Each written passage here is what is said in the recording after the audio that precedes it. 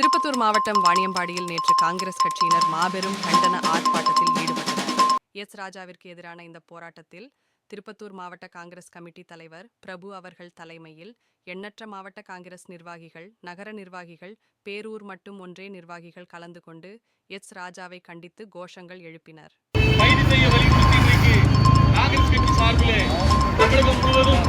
ஆர்ப்பாட்டம் நடந்து கொண்டிருக்கிறது.